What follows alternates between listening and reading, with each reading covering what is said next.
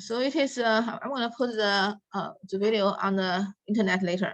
So we have the whole chapter 5, 6 is all about looping. So for the project, fitness challenge, you just have to know that you just keep typing 8 numbers, right? Repeating input 8 numbers, and you the code will just add all this input, 8 input together, divide by 8. That is the average of the weight loss. Now, in our real life, I mean everyday life, we do the looping all the time. So we have a bunch of different looping. Now, the first looping is the one we handle like this. You know how many times you repeat. So it's called counter control. You know how many times you repeat. Like I have 15 students in this class. So I will know if I want to grade your homework, I have to repeat 15 times. But sometimes, like, I don't know how many times I repeat it, but I do have a condition. As long as condition is true, I will repeat. Now, for example, I have $100 in my pocket. So I'm gonna go shopping. So I'm gonna buy clothes or some other stuff, whatever stuff I want to buy. So as long as I have $100, I'm just gonna keep buying until I don't have enough money. So that's conditional control. Okay, and sometimes it's like one user want to stop at any point, they just have to type a special value. Okay, that is also very common. So sometimes when you run a program, it says you type -1 to stop or type Q to stop. So that is called a sentinel control. Okay, so you can input a special value, then you can quit the whole loop. But anyway, so you have a different type of looping. But generally speaking, they can always think about it as a condition control.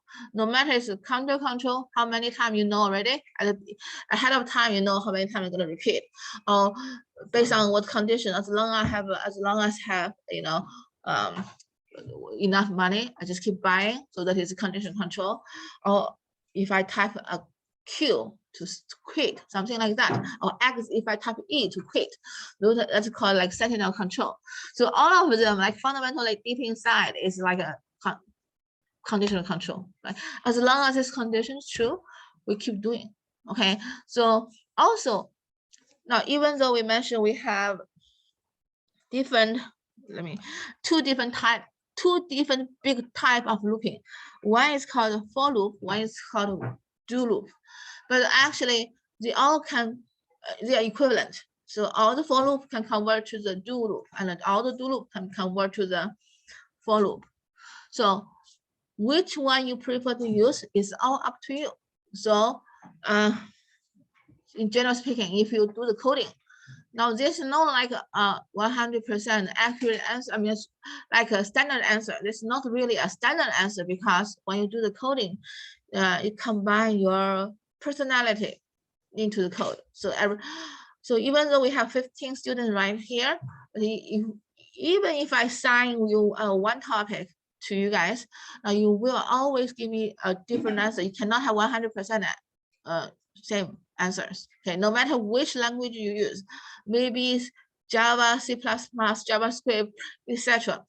Now they always be different because you have your own personality combined together. Some people like everything to be short.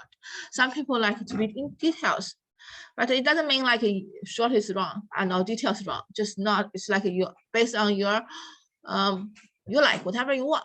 Okay, so like the for loop. Some people like to use for loop. Now for loop is very good, especially when you know how many times you repeat.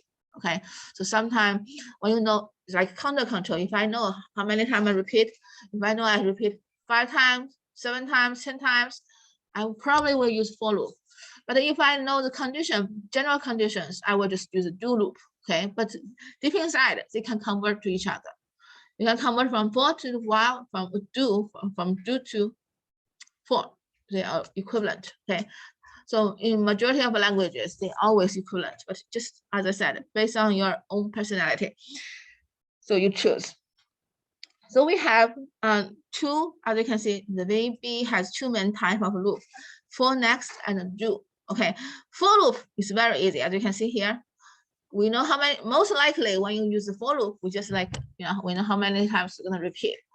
So for with the starting value to ending value, and we have a body loop. And the next is means if you hit the next, you go back to the for loop to check, is this condition still true?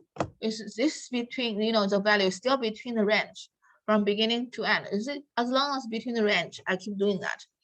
As you can see here, like I don't have a step value, which means I don't have increase value. So by default, if I write down like this, it means my control variable increase 1 by default. If I do not mention anything, my control variable is increased by 1. So maybe this time is 1, next when I run next time it's automatically become 2, then become 3, etc.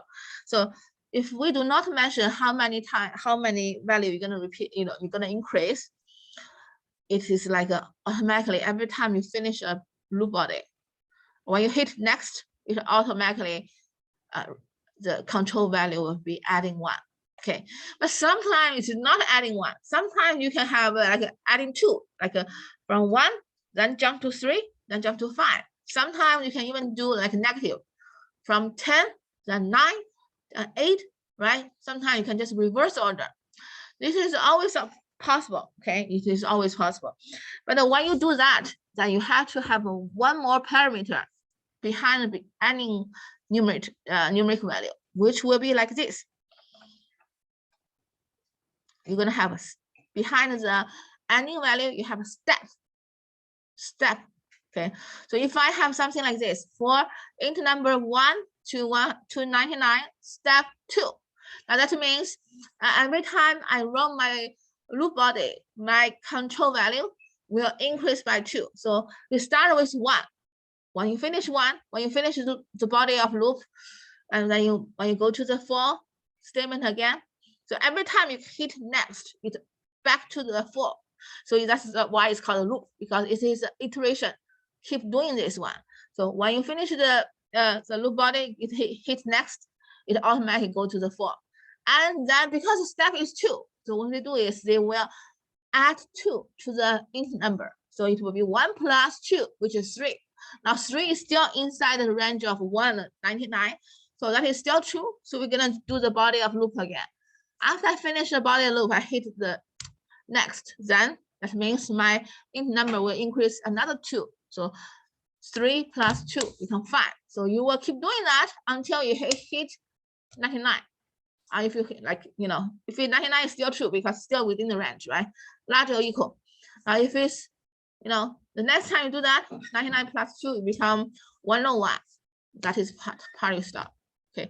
When you stop, that means you're gonna do the line in 52. Okay, line 52 is the statement right after next. Okay, so that is for loop. Okay, some people feel like it's the for loops is easier because it's like you know, simple. Okay, so this is the for loop. As you can see here, you can, your increase value can be positive, can be decrease, can be negative. If it's negative, it means like decrease. You see here, starting from 25, then the next one, your in count will become 20. Then next time you will be 15. The next time will be 10. The next time will be 5. The next time will become 0. Then you're gonna repeat several times until you reach negative 15, right? Negative 10 is still fine because negative 10 is still be within the range. But if you hit negative 15, it is too small. So you're gonna quit. Okay, so that is 4. As you can see, you can even have a step which is 0.1. So step means like every time if I finish my body, so what number I will add into my control value. So after I finish my body loop, my decimal number will become 3.1 plus 0.1, which is 3.2, which is still within the range. So as long as it's within the range, you do the loop body. Okay. Then until one moment, when you become 4.5 plus 0.1, then it becomes 4.6. Now if 4.6, if the decimal number becomes 4.6, it is out of range, which means we're gonna do the statement right after next. So which means you jump out of a loop, because you always want to jump out of a loop. because you know if you don't jump out of the loop, what happened? Your Visual Studio will run forever, so you cannot do anything else. What are you watching the video? No sound. Okay, I know you finished most of the content. Just mute it. Okay. Also, Brian, have you finished? How's your computer? This is one of my So I do have an extra one. Oh, okay. Because yesterday you said your computer is totally dead. Yeah. So I'm just gonna be using this. What happened? I mean, why is all of a sudden it's dead? You might want to go to like some computer repair to check. Yeah, probably, yeah. Or maybe if it's like a Dell computers, or Lenovo's, they can fix for you. So this yes, so it's for next. As you can see here, that is the format for int number, int begin to range. Okay, that is like you know, to give you a range starting until ending, and behind the step is like how many times when you finish your loop body, how are you going to modify your value? Because your control value need to modify. If you don't modify, you will become infinite. But the good thing about a for loop is, even if you don't define step value, by default it's automatically 1. So you don't worry about like whether it's set, you know, ending to the infinity loop or not, because you know by default you will change value. And that is the one good thing about for loop. Okay, you never have to worry about whether it's gonna be like stuck in the infinity loop forever. Okay, but I do know that when you do the do loop, you have to worry, because when the statement you change the control value should be inside of your body of loop. So if you don't do that, your condition will always be true. If your condition is always true, then it becomes infinite loop, which means you're stuck. You're gonna stuck in there forever. The only thing you can do is you shut down your manually shut down your computer. Okay, force your computer shut down. That's the only thing. Okay, so this one is IntelliSense. Okay, we have touched the IntelliSense in the past, right? Because you know when you type 2 or 3 words, it's 2 or 3 letters. It automatically show you like which words you want to choose. One, you know, whatever word start from this 2 or 3 words, right? That's called IntelliSense. It will make our life much easier, right? So here, the next few pages tell you, use IntelliSense to type your code. So you already know, like it's definitely make our life much easier, right? You type one or 2 characters, it automatically reach rest of it. So I'm gonna skip this IntelliSense because we use this every single day, right? Every single day of our coding. When you use the Visual Studio, it's automatically just to give you this IntelliSense. This page tells you some example about the use of Phonex. You can calculate the gross population. Okay, so actually this topic is like the typical topic of looping, not only for VB, but also in Java and C++. Now I can tell you like the growth of the rate of your population is maybe 1%. Then you calculate after 10 years, what will be population in this town, in this small town. So you can use, besides you use the formula, you can use a loop to generate. So every time when you do the loop, like every next year, what will be population, right? The current population times 1 plus the rate. Okay, of course you don't need to do the looping because you can just use a mathematical function to do that. But the looping is easier probably because you don't need to rewrite a function. So this is the example about for loop, as you can see here. Next is do loop. Okay, but in the do loop, we do have quite a few different format. Okay, do while. So first of all is do while loop. The do while loop execute as long as condition is true. So actually deep inside, all the loop is like conditional control. As long as the condition is true, you do this. Okay, so no, even though we kind of separated the loop into small categories like a counter control, a conditional control, or sentinel control, deep inside, just as long as your condition is true, you will be doing this, keep doing this one. Okay, so you can see do the loop processing while the condition is true. Now the do while loop execute when the condition becomes true. You start when do the loop until the condition is true. Now let's see this example. So do while condition. So as long as this condition is true, I do the body and I loop. As you can see here, now in this format, the place you modify your condition should be in the body. Okay, not like for loop. You know, in the for loop, you modify a condition in the for header, right? But in the do while loop, you're gonna have to modify the condition in the body. So sooner or later, your condition had to be false. Okay, otherwise you're gonna stuck in the infinity loop. Okay, so that's the one thing you're gonna have to mention. You have to be careful. The do while. So let's see an example here. Okay, so I'm gonna spend at least 20 or 30 minutes today to talk about this fundamental idea. So we can do the coding, because actually, if I just let you type the code on the page 368, you can spend maybe 30 minutes to type the whole thing. But do you really understand the whole thing? Right? Probably not. So now you can see this example here. You know that you define a variable, dim int score as integer equals 0. So you define a variable which is integer type, and we provide an initial value which start from 0, right? The initial value of int score is equal 0. Then do while condition is true, I do the body. If condition is not true, then I do the body behind the loop. So that means maybe my loop body will not run at all. So it is possible. Now, if I have the integer, I assign integer to 6 at the beginning. So if in the line 17, instead of I give 0, I provide 6. Then you can see the condition become what? Do while 6 less than 5. So that is false. So if it's a false, I'm going to go to the very next line, which is line 21.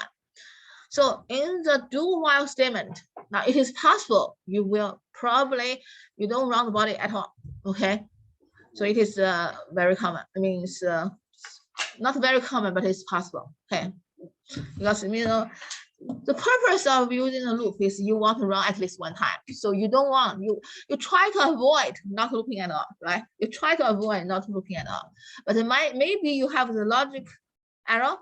And also, now when we do the coding part, now it is easy to fix the syntax error. So you might misspell some words, right? So when you define a variables, like a certain spelling, but later on when you do your coding, you spell wrong. So that is called a syntax error. Or maybe you, instead of do while loop, you miss the while keyword. So those are just syntax error. So those errors are easy to fix, because, you know, this goes, the compiler will just give you a hint of which one part is wrong. But when you have logic error, now it is difficult to find, because the compiler do not know what is your thinking, right? So according to your code, this compiler think probably you go to this direction, but actually deep inside of your mind, you want to go to this direction. So if you have logic error, now it's very, very hard to find, and it's sometimes it's more common. Okay, so which means even if you code wrong, it does not mean your code is right, because most of the time you're gonna have the logic error, and you're gonna spend a lot of time to fix it.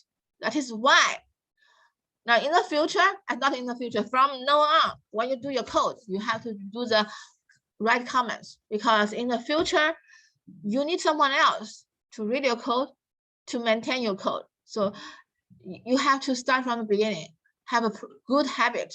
Okay, no matter what language you write, you always need to have documentation. Okay, documentation is very important. So actually, I did see some people when they submit the midterm project. You forget the comments. So during the weekend, I have a great majority of your homework, not this section and my online section, majority of people's midterm and the homework. Okay, so I did see some people didn't have comments. Comment is very important because in the future, someone else is gonna maintain your code. And also, even though, like I said, even though VB is quite easy, but it is still, you can find a job if you're good at VB. And then there are so many places that are still using VB to design their company app. Okay, I have quite a few friends. They work in a company, and in their company still use VB, like in the hospital, in the big oil companies, in car companies, they still use VB. Okay, it's not because now when you do the VB, it's easy to design and also easy to maintain. So anyway, so you can see here the logic behind this figure 6-57 is like this. You declare a variable and then you initialize the value. Then you go to the line 18, which is do while. As long as the condition behind the while is true, you go to the body, and then after you finish, you hit the loop. When you hit the loop, you go back to do while at the check condition. Okay, so sooner or later, the condition after while will be false. Then you can quit. Then you can do line 21. Okay, so you have to find a way of, sooner or later, you can move on to the line 21. You don't want to stuck in the line 18 and the 20 forever. You don't want to do that. Okay, so you always want to change. So you can see here, that is that is kind of like analysis loop iteration. So you're gonna loop 6 times from 0 to 5. 0, 1, 2, 3, 4, 5, 6 times. Okay, because starting from 0. Actually, not 6 times, 5 times, less than 5, not equal to 5. So 0, 1, 2, 3, 4.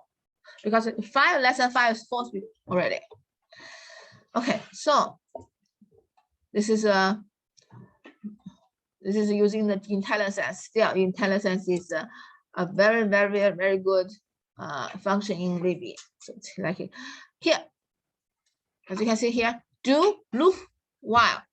We put the condition behind bottom control. So which means you check your condition after you finish your loop.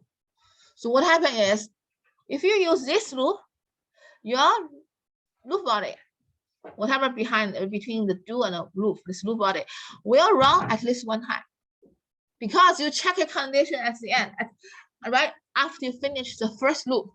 Then you check the condition. Is the condition true or not? If the condition true, I go back to the do and do the loop again. If condition is false, I quit. So if I use this one, bottom control, that means my loop will run at least 1 time. Okay, sometimes it is not what, in some condition, you don't want this, because, you want something like it. You don't want, as long as the condition is false, I do not want to do that. But if I use this one, bottom control, that means my body, the loop body will run at least 1 time, because only after you run the first time of loop body, then you check your condition. It's true or false. If it's true, I go back to the loop. I go back to the do and then do another loop. If it's false, then I quit. Okay. So you can see here. Let's see this example here. Int score figure 6-63. Okay, so let's see this one. Int score as int equals 0. Do now, which means it's a bottom control. Okay, int score equal to int score plus 1. So it will become int score will be 0 plus 1, which is 1. Loop while int score less than 5. So 1 less than 5, true. So I did 1 loop. Then I go back to the to line 23. Okay, do int score plus 1. So plus 1 1 plus 1 become 2. So is 2 less than 5, which is true, right? Which is true. I go back to line 23. I do int score equal to 2 plus 1, which is 3. Then loop while 3 is 3 less than 5, true. Now I'm going to do the third loop. Okay, do the int score equal to 3 plus 1, which is 4. Is 4 true? Yes. So I go back to there. So 4 less than 5 is still true. So I do int score equal to int score plus 1. Then become 5. 5 less than 5, which is true.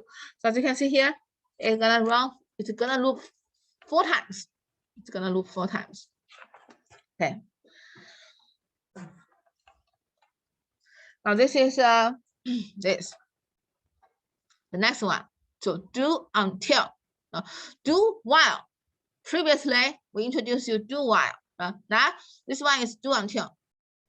So the do until the do loops. You see how many different format. This is do until. Do until the condition, then loop for it and this loop. So here, as you can see here, a do until loop can be both top control or bottom control, and the syntax will be like this.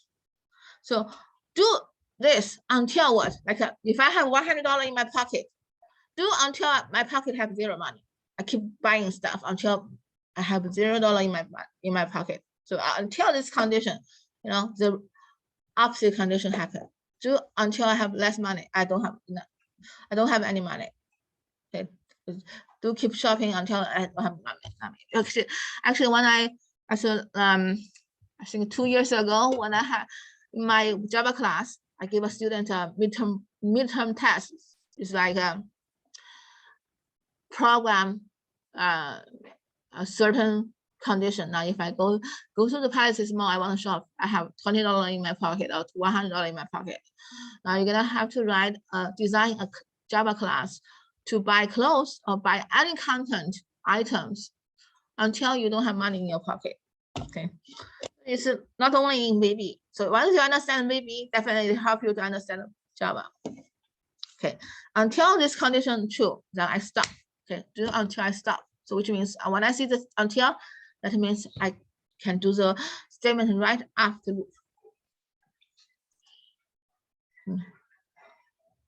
So you can see a top control do until loop begin with keyword do until. Next was the do until top control. The condition is specified. The condition is supposed to use the same relational operator that is available. Oh, so when I see the relational operators, now it reminds me when you guys do the comic ticket on case 4, chapter 4. Now if you forget, you know, in the comic show, the one of condition is the size of the people should be less than 21. So if I type number 22, I should have an error message. Okay, I think most of people when you do this comic shows, you did not look at that code. Okay, so which means when you do that, it should be if the size is larger than 0 and size less equal to 21. Okay, so you can use and or not to combine several conditions together. Okay, and it's very common. Okay, so that's the when I look at that, it remind me that. Okay, because in the future you might have not just one single condition, you might have multiple conditions combined with and or. Okay, like the questions for the comic one in the chapter 5. In the chapter 5. Okay. Or maybe chapter, yes, chapter 5, the case 2. Comic convention registration. Okay, that a lot of people get a mistake. But I only take maybe like 8 points from you. I just couldn't remember. But in the future, be careful. Okay, you can use and operator. And operator to combine them. So anyway, so we can see this one. Let's understand this example here. Figure 6-66. Like we define variables. Decimal amount as decimal equal to 0.88. So you declare a variable and assign initial value 0.88. Then we have decimal int counter as integer equals 0. Then we define it a time as an integer equal to 15. You initialize value. You can always provide initial value. Then in clock time as integers. Then do while. Do until that decimal number is less than 0.25. So if it's condition true, then I have to go to the line 13. Okay, as long as it's not meet this yet, I do the loop. What is the decimal amount? 0.88. So the initial value make it false, so I can keep doing. So int counter plus equal 1. Plus equal 1 is like if the left variable is the same as the first item in the right side, I can combine them as a plus equal. So int counter plus equal means int counter equal to int counter plus 1. Okay, so int counter equal to int counter plus 1. So in the future, when you have a assignment statement, as long as the left value is equal to or is the same as the first item on the right, you can combine as plus equal, minus equal, divide equal, multiply equal. You can always do that. You can combine them together. Okay. Same thing on this one. So you int counter plus equal 1. So int counter equal to int 0 plus 1, which is 1. Now decimal amount minus equal 0.25, which means the decimal amount equal to decimal amount minus 0.25. So originally 0.88. So 0.88 minus 0.25, which will be 0.63. Okay. Then after finish this, you go, once you hit the loop, you go back to the line 9. Is this condition still false? As long as condition is false, I keep doing this until one day my condition becomes true. I jump to the line 13. So do until means as long as the whatever condition behind the until is false, I keep doing that.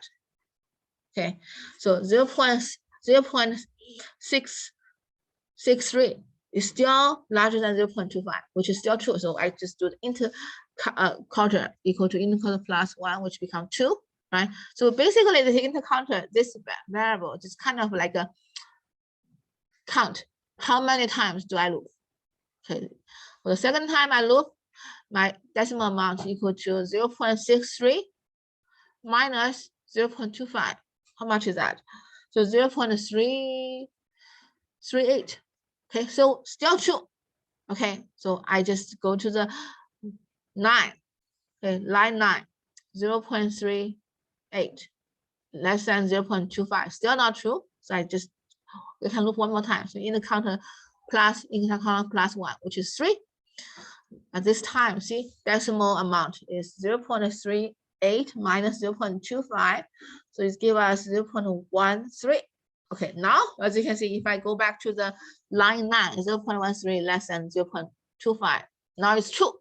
So which means I'm going to do the line 13. So as you can see here, I loop 3 times and I stop. So do until means as long as my condition does not meet, I will just keep doing.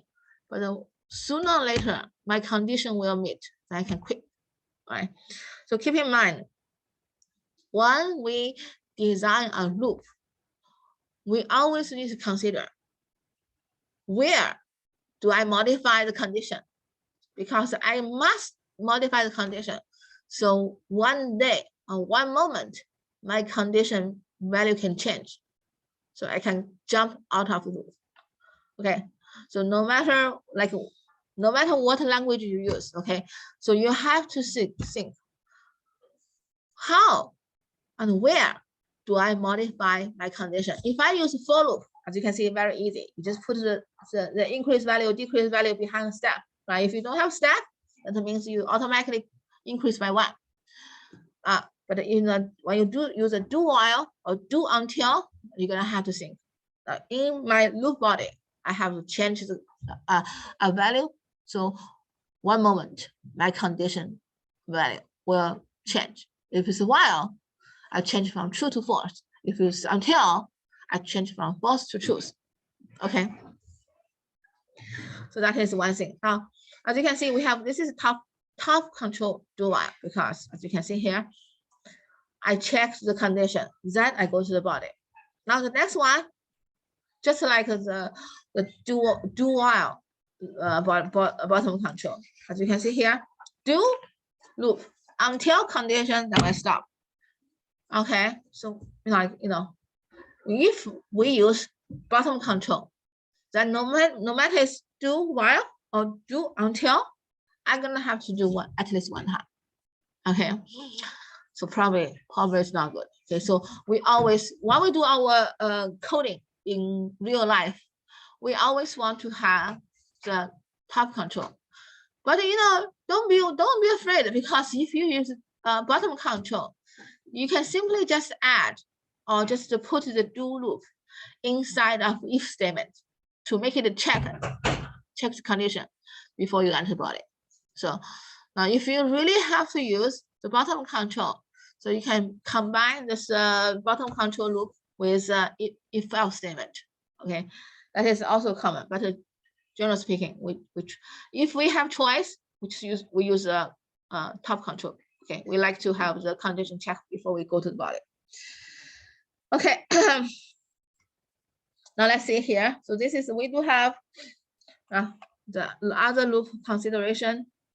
So when we use the loop creating by using input avoid, we have to avoid the infinite loop, primary loop, and validate loop data with loop, and create the next loop, and select the best type of loop. Now this is like the next topic, the next few topics. Okay, so user input. Okay, we try. So actually, this project is user input. User type of data, you add them together, accumulate them together, and you divide by 8. Right. So you can see here. While the do int number equals 0, while int number less than 5, this loop will not add infinite loop. Why I do this? Why they show you the message? Why do they show you the text message here? It's because, as you can see, in the loop body, it does not have a statement to modify your condition. That is why your int problem less than equal to 5, which will be always true. That is why it shows you error message. Okay, we try to avoid this. So always keep in mind, if you use do loop, now then in your loop body, you have to modify a variable or certain things to make one day sooner or later the condition can become false. Okay, because you don't want to prime. Okay, so this is the avoid infinite loop. The next one, as you can see, is today's class. Even though it's most like a theory, but I do hope it will help you to understand not only in this class, but also maybe next semester I will teach you a Java class. So you can help you to learn Java. But anyway, now let's see this. Now, in most cases, the value to test must be set before the condition is tested. The first time in the do while or do until statement. So starting a loop with a preset value in the variable test in the condition is called priming the loop. Okay, so which means you initialize the value, you initialize condition. Okay, priming loop. So just like the previous page, as you can see, 6-66. Now what is this? 6-66 was the other page. As you can see here, you initialize the value. Okay, the decimal amount equals 0.88, right? In count equals 0. In time this, so this initialize this value is called the priming the loop. Okay, you preset value before you enter the loop. That is called a prime the loop. Line, okay, this is one. Okay, the priming the loop. Okay. So in some applications, the loop is prime with value the user enter or action the user take. Like this is one. Now we have a dim string cancel click as a string with empty string. As a variable int max number of entries, we have 8. Then we have an int number of entries integer 1.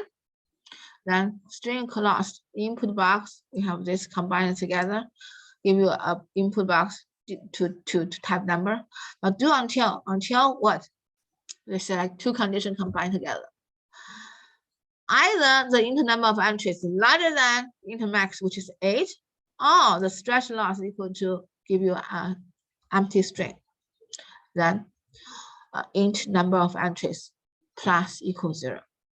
Now, if int number of entries less equal to the 8, now if we don't have enough 8 numbers, then we're gonna have input value to get input from user. Then string weight loss equal to inbox is okay. That and if we do the loop, now do until if we do not have enough 8 numbers, we keep looking. We keep doing from line 40 to line 60. But you do know we already initialized value here. This is called a prime loop. Okay. Now the next part is sometimes it wants you to use loop to validate data. So what is validate means? It's like if I want to get a certain input from a user, but instead of valid number, the user type something wrong. So if a user type some invalid number, I will keep looking to tell them, please type this number, please type a valid number. So we use this loop to do that. Okay. Also, again, not only for VB, but also for all the high-level language. When you try to get input from user, you can use a small loop to tell to tell them, is the input I get from user valid? If so, I don't have to do the loop. If the user give me the wrong number, maybe less than 0, the number less than 0, that is very common in the other languages. If I wanted to calculate, for example, please type the price of an apple. Okay. So if I want, like, for example, this is a very easy question. So if I go to the farm market, I want to buy some apples, right? Well, suppose the one I want to buy is Gala. Okay, I want to buy Gala apple. So you can say, suppose the Gala apple is like 99 cents per pound. So you want user to type how many pounds you want user want to buy the apple, right? Then you can calculate the total money the user can pay. So you want to expect a user to type the weight of apple, but sometimes maybe user accidentally to type a negative number or accidentally type a letter that is invalid input. So how do I do that? By using a loop to make sure user type valid loop. If user type any non-letter or negative number, it would let user keep typing until the user type a valid number. So that is a validate data. Okay, not only for VB, but also for all languages.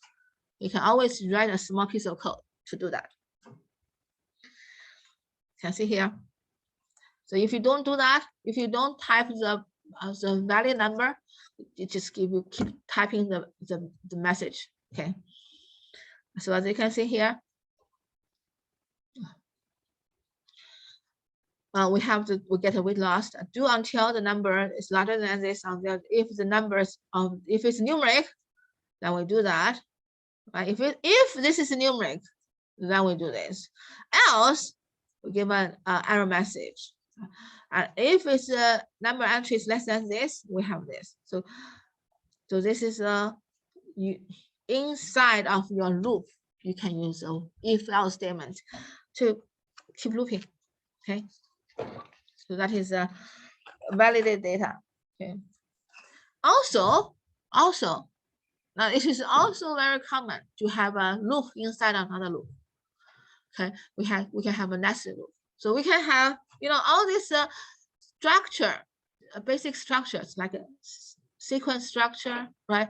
If-else structure, the loop structure, all this if-else structure, a loop structure. It allows you to have nested. So in a loop, you can have another loop. Okay. So in a for statement, you can have another for statement. It is also very common, very common. Also when you have time, you can read about the chapter 6. This is chapter 6 in details because we have in the class. So anyway, since we have the deadline for this homework is April 10th. So which means you can have enough time to finish. So I'm gonna try to finish chapter 6 today. I mean, not today, this week. Because as you know, I think 1/3 of the class already finished. Okay, so this week I finished. So I give you like maybe one class to finish up, and next Wednesday I will start chapter 7. Okay, so I'm thinking maybe because maybe if we only cover this 6 chapters, maybe like not much content. So I'm thinking to give you maybe start from this semester, I will teach you chapter 8. But again, since I'm on my syllabus, this chapter 8 is optional. So hopefully when everybody do the chapter 8 project, you can have some bonus added into your grade. Okay. So anyway, as you can see here, you learn in chapter 5, you learn nested if then else within each other. Loop can also be nested. Okay, you can place any type of loop within any other type of loop until under the following condition. The interior loop must be completely contained inside of the outer loop. It must have a different control value. Okay, you can see here, like we define variable int out counter as integer. Okay, if you use comments to kind of explain what is this variable. Count the first 13 weeks in a quarter. Now we have another variable int inner counter as an integer, also count 7 days a week. So for int counter equal to 1 to 13, so that is the outside loop is weeks. Inside loop is days in weeks. So it is from 1 to 7.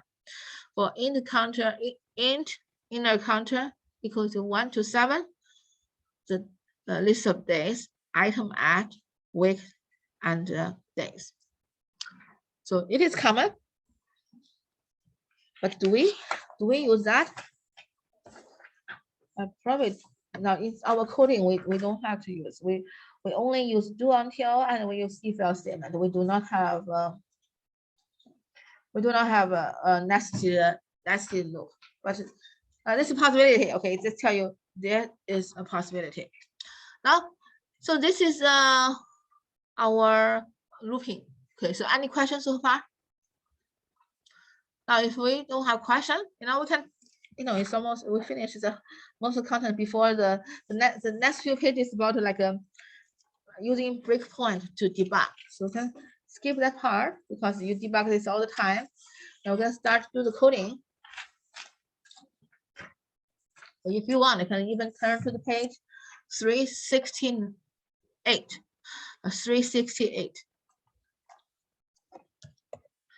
So you can see here. Now some people just type this code into this. This is like the full code into our project. We have, so I think we did this part, right? We did the comments and we haven't done this part. So you can see here bit weight loss. Now before we type this, we can initialize, we can analysis what's inside. So you can see here in the button weight loss, click. So which means if I click the button, what happened? This action will be done. So you can see we define those variables. We have a string variable weight loss as a string, decimal weight loss, decimal average loss, and decimal total weight equal to 0. It's like when you try to accumulate sum, you want to initialize this to 0 first. Okay, so in the future, if when you do the average or just accumulate sum, you have to initialize this one to 0 always. Okay, because the average, if you want to find average, you still start from the sum, right? Always the sum divided by amount of the items. Now, okay, I'm gonna go over this code. So you understand code, then we type it. So when you understand the code, then you type it, it will be easier. Okay. Now we have this. Now decimal total cost equals 0, and we have this several message. Okay, string input message. Enter the weight loss for the team member, then string input heading weight loss, and we have this string normal message, enter the weight loss for the team member. Then we have the error message, to error message, non-negative, you see, non-numbers. So if I type A, B, C, D, F, G, this message will show up. Now if I type a negative number, -1, -2, it will show me this error message. It should be the error enter a positive number. I'm going to type this together, so don't worry. So we declare initialize the loop variables. Now string cancel was a 0. Now maximum entry 8. So this is like counter control. I know I have 8 employees, so I will have 8 numbers. So I know in ahead we're going to repeat 8 times. The number of entry as 1 starting from number 1. As you can see here, this loop allows the user to enter the weight loss up to 18 member. The loop terminates when the user enters 8 weight loss value, or the user clicks the cancel button or the close button in the box. Okay. So you can see string weight loss equal to int box. So we're gonna have this. We use input box. String input message was in my input message right here. See, on the line 20, define input message. What is input message? Which is string input message, and to the weight loss for a team member. Okay, then int number of entry for team member 1, because the number's initial value is 1. So number 1. We have an input header, weight loss. We have the empty thing waiting for you to type. That is on your message box. And do while if the number of entries is larger, okay, until, which means I want 8 times. If I have, the number of entries is larger than maximum number. What is the next number? 8. Some people will probably ask, now, since you already know you're gonna repeat 8 times, so why do you still use a variable to represent this 8, right? Because here, int maximum number of entry as integer equal to 8. This one is like the maximum value. It won't change. Why you use a variable? Can you just write down as do until int number of entries larger than 8? Can you do that? The reason why we use a int maximum number of entry is because in the future, if you want more people to input, instead of 8, you want 10 or 11, or maybe you want smaller. Instead of 8, you have 5. So all you have to modify in this program is this single line, line 28. You do not have to go to the whole project to find all the number 8, change them to another number. That is one big reason. Okay, it will be easier to modify and debug.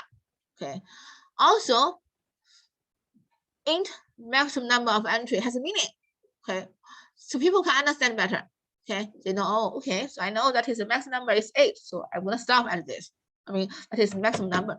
Okay, so in the future, now although most of the time when you do the counter control, how many times you repeat, you always want a variable to keep the value. Okay, because what if in the future you want to modify the maximum number? Now instead of 8, you want a 5, or instead of 8, you want a 10. So instead of go over the whole, maybe like 100 lines or 200 lines to check to find all this 8 and modify to a different number, you just have to go to this line to modify this single line. Okay, that is the reason. That is the main reason. Even though that number will not change, but you don't want just a number, you want a variable to keep it. Okay. So do until the int number of entry larger than this, initially it was 1, right? 1 larger than 8 was 4. Or string weight loss equal to string, or if you click cancel button, either you reach the limitation, which is 8, or you click the cancel button. No matter what, if either one condition true, then you stop, right? This is do while statement. Now, but generally speaking, if I start from 1, right? None of this will, if I do not click the cancellation button, I'm gonna go to this loop body. What's inside loop body? Okay, let's see. If numeric string weight loss, if it's a numeric, okay, which is not ABCD, then I convert from string to decimals. Decimal weight loss equal to the decimals. And if decimal number is larger than 0, which is what we want, right? That is a valid value. If it's larger than 0, it is valid value. So when the list with loss dot item add, we add into the list box. Okay. Now decimal total with cost plus equal decimal with loop. That is an accumulation. If you want to have sum, like that is decimal total weight loss, which original was 0, right? You can add into that. Okay, so decimal weight loss equal to decimal total weight loss plus decimal weight loss. Okay. And you prepare for the next one. You will prepare for the next entry. So int number of entry plus equal to 1. So int number of entry become 2. Then string input message equal to normal message. Nothing wrong, right? So give a normal message, which is right here. What is the normal message? Enter the weight loss for the team member 2, right?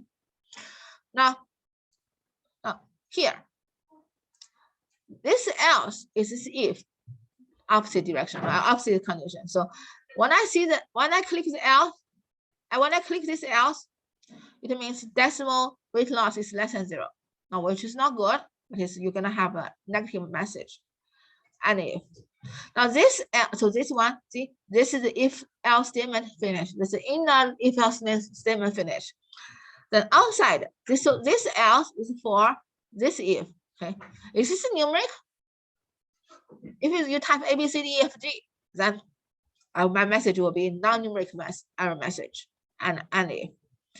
And also, if in number of entries less equal to 8, I mean natural number, then my string weight I will pop a message box, you know, info box, and I have an input message and have a int number of entries, and we have a header just like this, because you're gonna do the next input. And if then loop means, okay, when I hit the loop, I go back to the line 36 and do the body again. Now the next page, okay, don't worry, we're gonna type this all together. Okay, I hope this when I analyze this code, you understand this whole thing better. Now the next one is calculate and display the average one. Okay, so once I finish accumulating, I accumulate the sum one in the loop body. Now after I jump out of loop body, then I can calculate the average. You think about it, how can you find the average of you guys midterm grade, right? I add all of you guys midterm grade together, then divide by 15, right? That is average. So this part do the same thing. Okay, if number of entry larger than 1, true, then average loss visible equal to true, because I want to display this label now. Okay, previously you set up false, now you want to make it true, then you display how many is the average, right? Decimal average loss equal to decimal total weight loss divided by int number of entry minus 1. Why do we minus 1? Because when we do the loop body, we have add 1, but maybe the last part is 8 plus 1 equal to 9. 9 larger than 8, we stop. So, but even though we do not do the loop, but my int number of entry become 9. That is why when you try to calculate the average, you have to subtract 1. So int number of entry minus 1. Then you display message box, label average loss dot text equal to average weight loss, and you do this, and give a message, no weight loss value enter. Okay, so this part can kind of display, not only display, calculate and display the average loss. Then we disable the button, okay, because we're done with this looping. So we're gonna disable the button. So that is this whole method. Okay, we're gonna leave this 2 method later, because this 2, the manual clear and manual exit is quite easy. So the most important content is the button calculate, button with loss click. So this is the most important one. Anybody have any question regarding to this method? Anybody? Now, if we don't have questions, then we can just open the VB and start to do that. Okay, you know, this is the Now, very important. That is why I spent over 1 hour to talk about the content, because what is the most important part of VB? To understand why it works instead of just typing this code. Like I said, if you want to type the code, 30 minutes is enough. But you understand why it's working. Maybe it takes a longer time, right? So please read the whole chapter 5. And I know some of you guys probably finished this project already. Even if you finish, it doesn't mean you understand, because like I said, you can spend, even if you don't know VB, you can spend like 20 minutes to type this code. Okay, anyway, so I'm gonna open my it's my document piece. In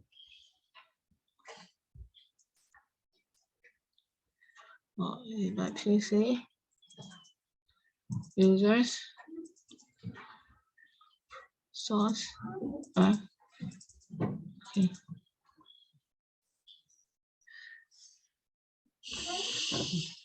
So last time we only did the comment part. So you can see when I open the file, I double click, I go to this, it's already open. So I don't have to double click. This is what we have. Now we have this, as you can see, this is from what we did last time. Now, so we're gonna add the content from page 368. Now, first of all, you add the comment part.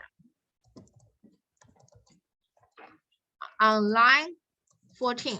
Okay, I'm moving to here. So you can see this is the method when you click button with loss. Okay, comment part. The button with loss. Click event accept and displays. Okay, I'm gonna have make it more space. Up to 8. Okay, 8 weight loss values. And then calculate and displays the average weight loss for the team.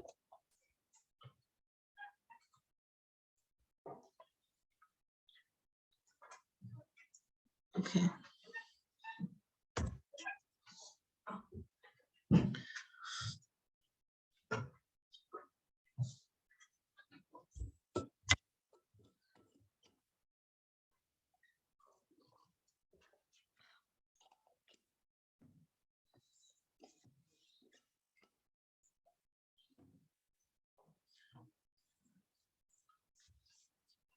Okay, we can have an empty line here.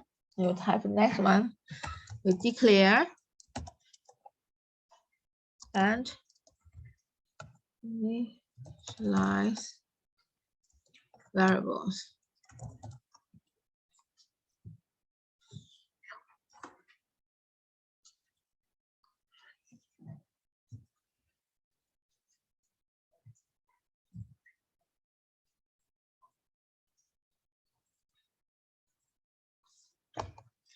We define variable dimension by string with loss as string. Okay, you see when you type this, when you define this variable, it's automatically add a curly green line, right? It means you have not used it yet.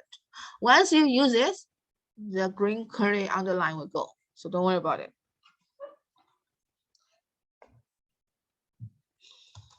We define decimal weight loss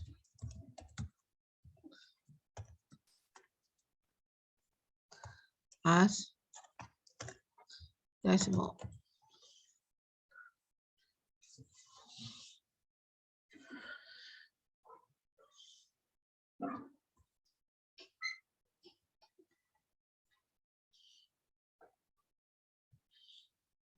The next one, define decimal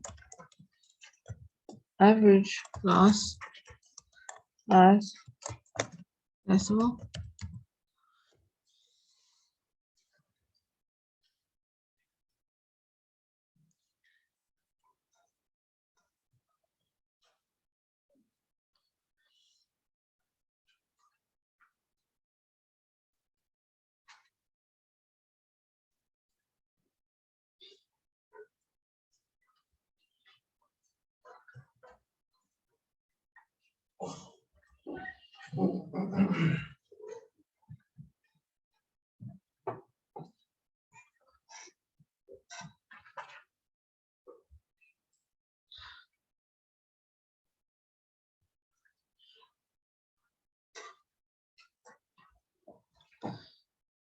Once again, keep in mind when you design or create a new project, make sure you select Windows Form app.net. Okay. Other one, theme, decimal, total, weight, loss. Yes. Decimal equal to 0D.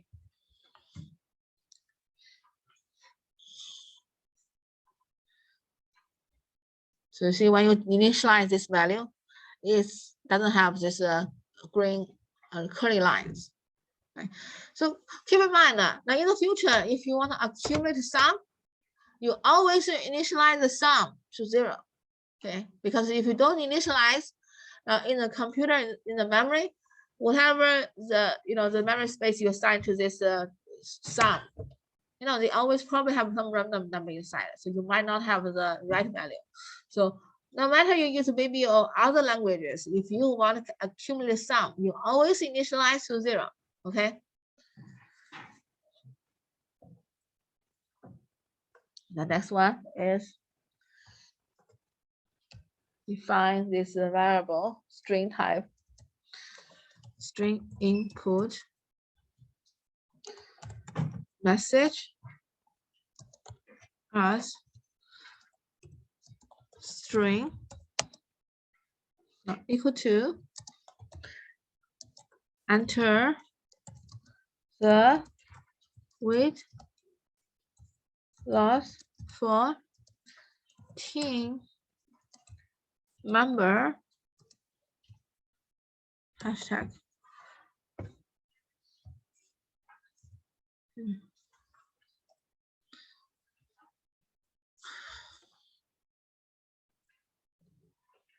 So if you have any questions, just let me know, okay?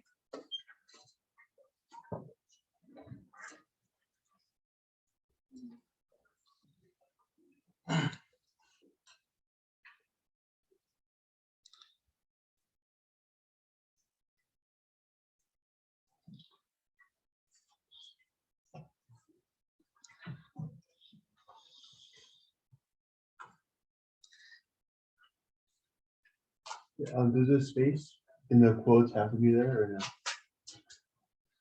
no? You mean this one? Yeah. Doesn't matter. So actually, inside of double quotation mark, you can have whatever space you want, doesn't matter. So inside double quotation mark, that's a string.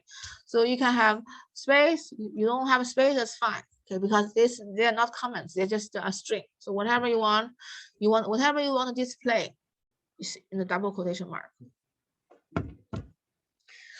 Okay, so let me type another one.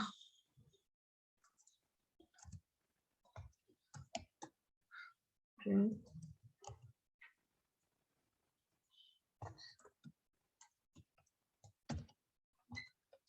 Input heading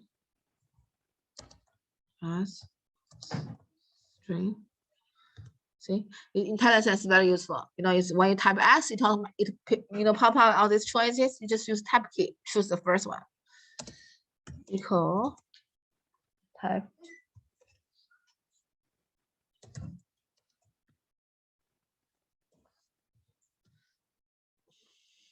If you have a question, let me know. Okay, Brian. Do you have question? No, I don't think that. 1, 2, 3, 4, 6, 7, 10, 15. Oh.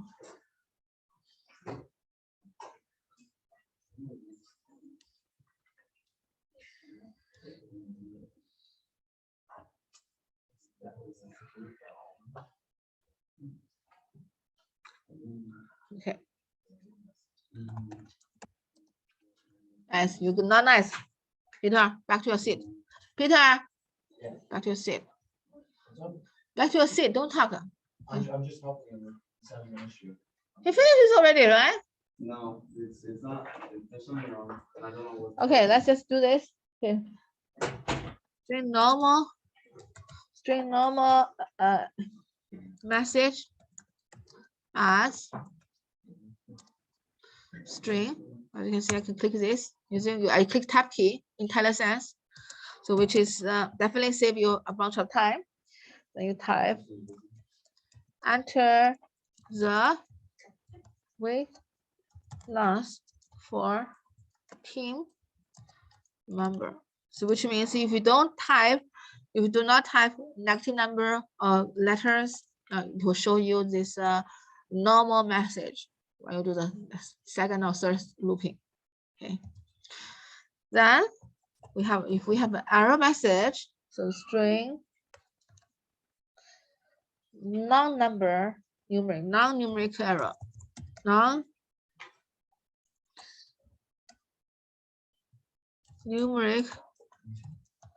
error as, so as you can see, it automatically gives you IntelliSense. How beautiful it is.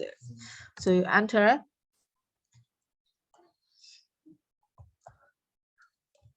error, then enter a number for the weight loss of team member.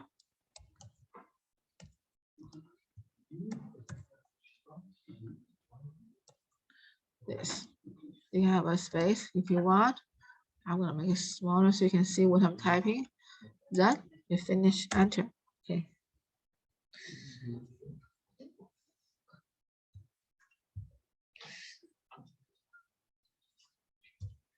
Okay.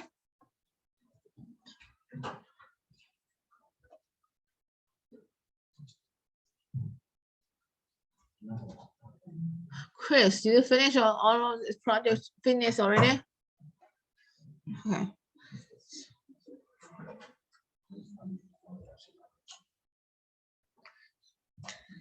That's one. I think the last variable string negative.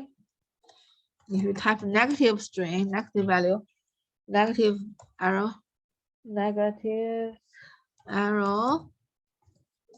the as string, you see, you can just use a tab key on your IntelliSense. You type arrow, enter a positive number for the weight loss of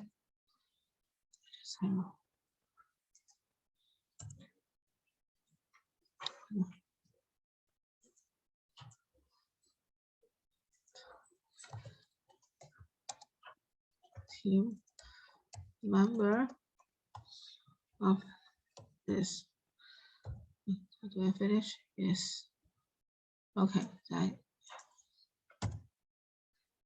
So we declare those message and initialize variable. So those the variable we choose that we're gonna have to do 3 more later. So give a minute to type. So Dylan, you double click your input user interface and you type whatever we're typing. Oh, okay. Oh, you finished type already? Okay. Okay, double check, then we can move on. Click enter one more time. So you have this.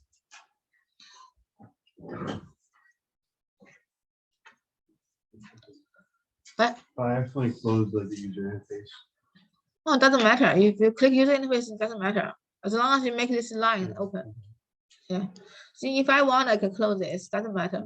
How I reopen it? Just click this. Oh, See, automatically open. okay. Okay.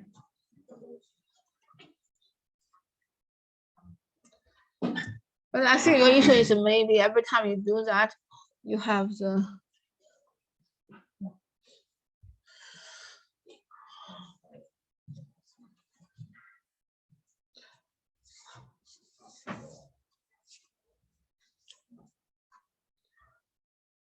oh, that is that your this is an Apple computer, Mac, Joseph? Is that an Apple Mac? That's Apple. Oh, okay. So you have Windows inside? Yeah, it worked for. Oh, no wonder because you know your code is good. Nothing wrong with your code. Okay, so I see this one. So you install the virtual machine yourself? Your friend do it for you? It's called Parallel Desktop. It kind of does on its own, like it sets everything up for you. Oh, that is good. That's free. This free software. It's like a yearly subscription. Oh, There's like a student discount. how much you pay for every month, every year? I think it was like 30. Oh, that's cheap. 30. That is good. Yeah, for student discount. Because I do know there's a lot of students, they do like to use Mac computer. But you know, if you use Mac computer, basically you're gonna have a trouble in this class and in the CSP 101 class and in the you know, a lot of other classes. You know how much it is normally for the dollar discount? Maybe like around 60 maybe. Still not bad actually. And it will definitely save you a lot of time and trouble. A lot of the free ones aren't compatible with the M1 chip. Yes, because you know if you install the VirtualBox, even though it's free, you're gonna have to find the Windows 10 by yourself. Do they provide Windows 10? Or you have to have the Windows Oh, system no, they installed Windows free. You install the virtual machine and installs everything else free. for you? Oh, definitely that's good. That is good one because if you use a free VirtualBox, I think you have to find your own Windows Yeah, for you yourself. can download Okay. That is good. Good to know because I have a lot of students who have this issue. And I just don't know like why people like to spend $1,000 for the laptop. It's too expensive. Mine is like $600, much cheaper. So initialize loop variable. Okay, variables. I got S. I have this one already clear. String cancellation button, cancel, click. Which means if you click the cancel button, see here, so space, as you can see, it IntelliSense give you empty string. You can have put together, okay, just like this. Click enter. Then we have another one. Int max number of entries. See as the string. I type I have to type uppercase I integer. I have to type more to have this integers equal to 8. Okay, so by the way, all the courses for fourth semester are on the banner. So if you want to plan your next semester schedule, then you can go to the banner to find your schedule for next semester, and also in the summer. So all the summer classes and fourth semester classes are online right now. but now you cannot register. Okay, but you can take a look and have a plan. Okay. So next semester I want to teach HTML and also the assembly language. Okay. So this is next semester will be the first time we use free book. So previously I let students to buy books. So next semester if you learn the assembly language, but you know you have to take the Java first to take the assembly. Okay. I think you're gonna have to wait. You guys have to wait one more semester to take the assembly class. Now we're gonna have to use the OER book, open resource, so you don't have to pay anything for the book. Okay. Convention int number of entry. Number of entries as integer. See, integer equal to 1, starting from 1. So we prepare that. I'm gonna type some. Okay, it's almost time. It just type the comment part. Let's just type the comment part, and this is that line. I leave the do one statement next class. This loop, but you know, majority of the content for chapter 5 is done already. You know, that is looping. I hope you understand what I'm talking about this time. If you have issues, you can ask me, or you can watch the videos after I upload at home. Okay. Allows the user to enter the weight loss of up to 8 team members. So this time I want to try this semester. I'm going to try to see can I cover the whole chapter 8 or not. I'm going to try one more semester. If every semester I can cover chapter 8, then in the future I will just add up chapter 8 as a required statement, as required content.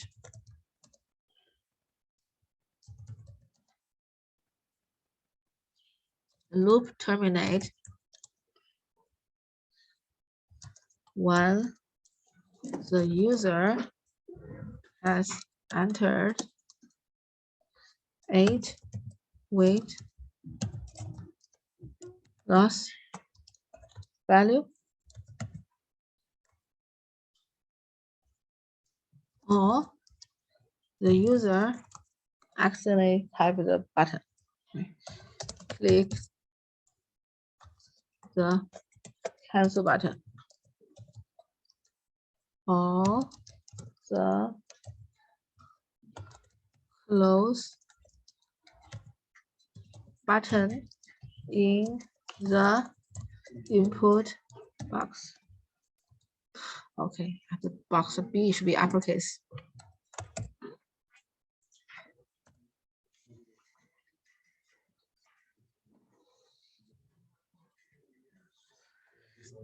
So I'm gonna type the last line and I will just leave the whole do while loop next class because it's long. I don't think I finished in 10 minutes.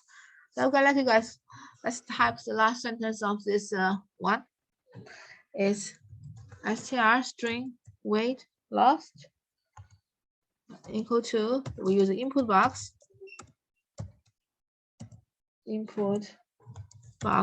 and in the input box we have the message string input message and ampersand int who already packed stuff. That is not nice. In the number of entries.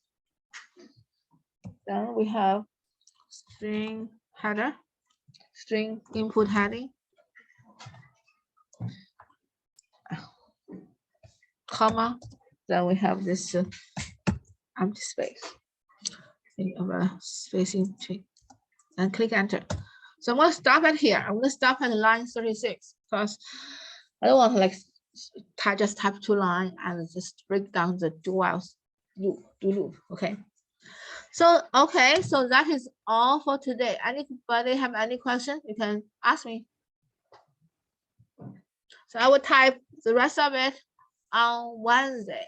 So when I finish that, Now, since I already make the homework file due April 10, probably I'm gonna modify April 10, probably too long. I'm gonna modify the homework file due date to earlier, so we can start chapter 7.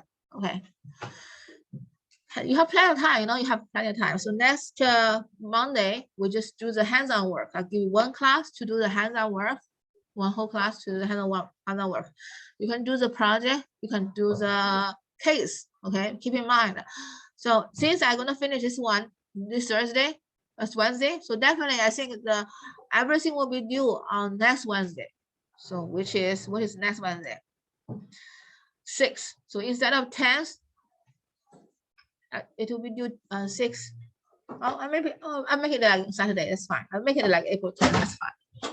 Okay, so we just move on to the next content. So in the 30th, we finish this whole project, and whatever we left, we're gonna do the hands-on work. And on Monday, we're gonna do the hands-on work again. And then on April 6th, we start chapter 7. So that is our plan. I will see you guys next time if you don't have questions. If you have questions, you can stay. Wait a second.